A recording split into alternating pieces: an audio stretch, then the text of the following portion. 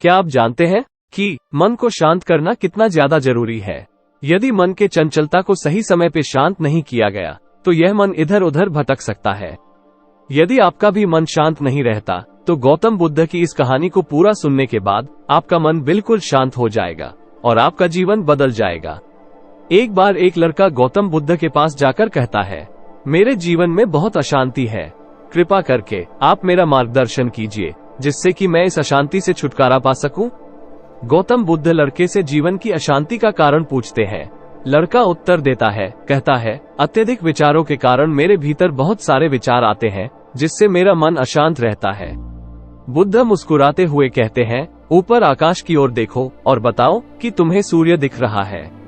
लड़का ऊपर देखता है और कहता है, धूप दिख रहा है। बुद्ध उससे पूछते हैं कि अगर तुम लगातार धूप में खड़े रहोगे तब क्या होगा? वो कहता है, मुझे अत्यधिक गर्मी लगेगी और शरीर में बेचैनी होगी। बुद्ध लड़के से कहते हैं कि अगर धूप में खड़े रहने से तुम्हें गर्मी लगती है तो इसमें दोष किसका है, सूर्य के ताप का या तुम्हारा? लड़का कुछ सोचने के बाद कहता है, इसका जवाब आप ही बताइए। बुद्ध कहते हैं, सूर्य का काम है ताप देना और ताप का काम है गर्मी लगना। ऐसे में तो दोष तुम्हारा ही है कि तुम धूप में जाकर खड़े हुए जिससे कि तुम्हें गर्मी लगी। तुम्हें अगर शीतलता चाहिए तो तुम्हें छांव में रहना होगा। ठीक इसी तरह चंचल मन का भी स्वभाव होता है विचारों और भावनाओं को जागृत करना। विचार क्षण भर के लिए होते हैं लेकिन विचार से पैदा हुई भावनाएं देर तक टिकी रहती है। लेकिन ये तुम्हें निर्णय लेना है कि तुम्हें विचार और भावनाओं के साथ चलना है या अलग दिशा बनानी है। लड़का बुद्ध से कहता है, अपने भीतर के सुर को कैसे सुने?